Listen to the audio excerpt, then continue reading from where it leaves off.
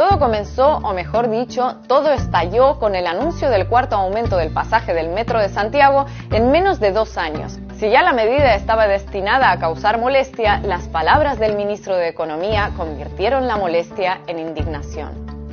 Y se ha abierto un espacio para que quien madrugue puede ser ayudado a través de una tarifa más baja.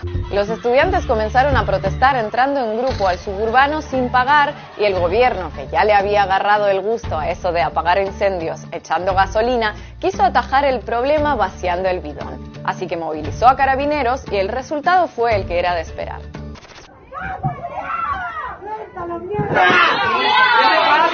¡Suéltalo!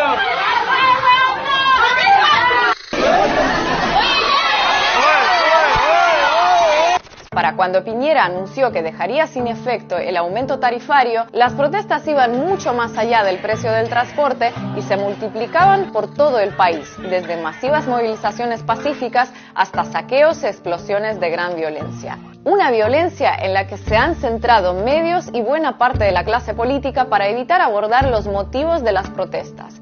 El 69% de los encuestados dice que el principal desafío que tiene el gobierno es enfrentar con firmeza la violencia e inseguridad que se vive en las calles.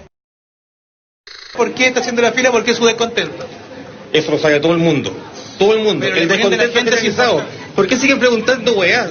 Me alegra que estén primera vez mostrando parte de la parte buena, pero la parte pacífica no la muestra nadie, es súper triste. Ojalá que pudieran mostrar también esto, no solamente cuando somos todos rubios.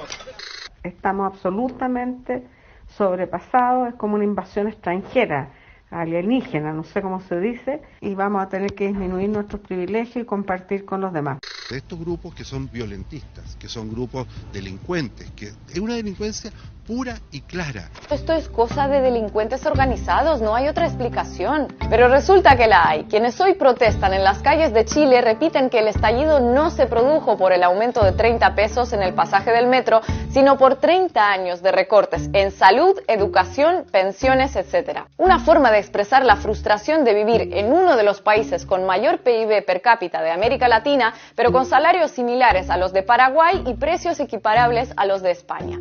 Un país donde el 30% de los ingresos van a parar a manos del 1% de su población, lo que sitúa a Chile entre los 15 países más desiguales del mundo.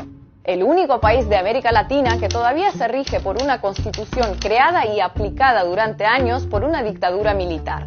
El único país del mundo donde el acceso al agua, reconocido por la ONU como un derecho humano, está en manos de privados. Donde el endeudamiento de los ciudadanos para llegar a fin de mes alcanza el 48% del PIB. Entre ellos, miles de estudiantes universitarios que deben acudir a préstamos bancarios para pagar sus matrículas.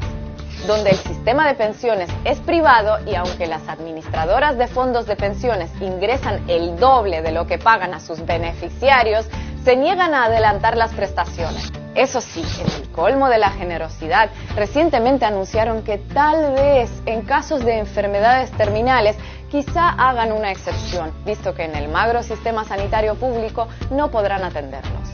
Un modelo de pensiones, por cierto, que los propios militares se negaron a asumir cuando la dictadura militar lo impuso a la población en 1981. Sí, como lo oyen, las Fuerzas Armadas chilenas se rigen por un modelo de pensiones tipo seguridad social.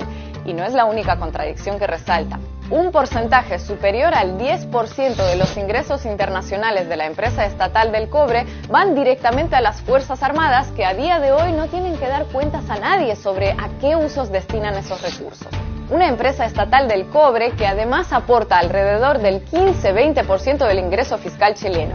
Es decir, Chile, el alumno aventajado del neoliberalismo, tiene a una gigantesca empresa estatizada por Salvador Allende como uno de sus principales proveedores. ¿Quién lo hubiera dicho? Durante las décadas en las que se impuso el milagro, los garantes de que no hubiera revueltas de chilenos exigiendo la nacionalización de sectores claves de la economía o un sistema de seguridad social eran unas fuerzas armadas cuyos miembros gozaban de un seguro social y que estaban financiadas por una empresa estatal. Paradójico, se queda corto. Muy corto. Por todo esto es que verán bastantes noticias sobre lo que ocurre en Chile, pero pocos, muy pocos intentos sinceros por explicarlo.